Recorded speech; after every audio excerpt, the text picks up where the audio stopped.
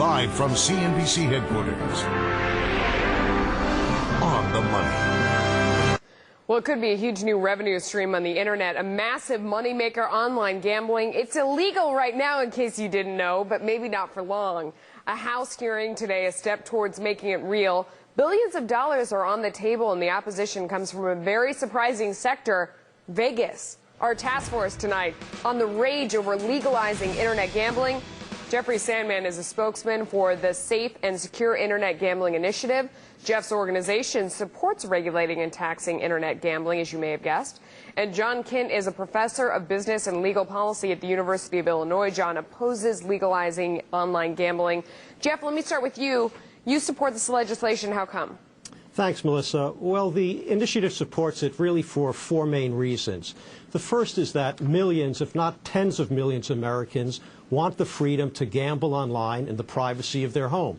They can do that now, for example, on horse races. They can gamble in casinos and play lotteries around the country, and we believe that that's the freedom that Americans want. The second is that the current form of prohibition is futile. Americans have not stopped gambling online, but instead they're forced to gamble without the protections or safeguards that the legislation now before Congress introduced by Mr. Frank and Mr. McDermott I'm going to have to let John get in here soon. Would provide. The third part is that this legislation can raise between $5 and $25 billion for programs like S-chip for children. All right, you're going to have to get back to your fourth point. John, go ahead. Yes. Why are we even discussing this? 80% of the Congress, a bipartisan bill passed last November. It was signed into law October 13. We have been discussing this for over 10 years. The National Gambling Impact Study Commission, the U.S. Federal Commission, said that this was the kind of legislation that was necessary to strengthen the illegality. John, I don't think you have your facts right on this one.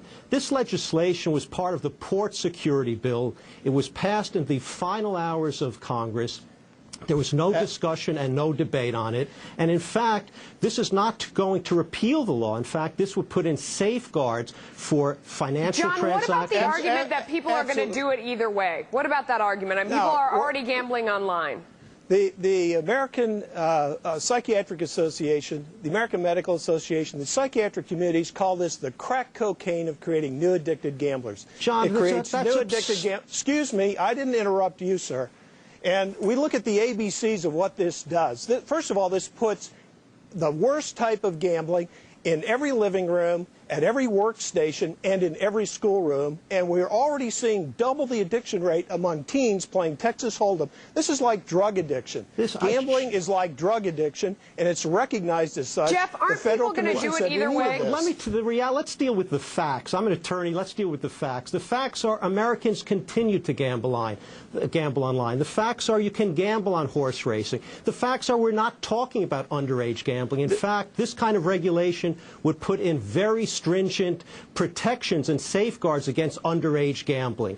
And I'm not sure if John's talking about compulsive behavior of folks who play, video games. There's that talk as well. The fact is Americans are gambling online right now. The prohibition is forcing this offshore. Smoking and drinking are both bad for you, but they're legal. I mean, people have a choice.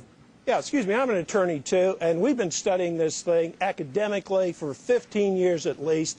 This is lose-lose for the economy. It's lose-lose for young people. It's win-win for the lobbyists because the costs, and this is under testimony before Congress, all the studies show the costs are at least $3 for every $1 in benefits. We're seeing double the addiction rate among young people. The National Gambling Impact Study Commission said there should be a prohibition, a moratorium on the expansion of any type of gambling anywhere in the United States, and this is the worst time. We got to leave it there. I'm sure we're going to have another opportunity to duke this one out. Thanks to both of you for joining us. Thanks.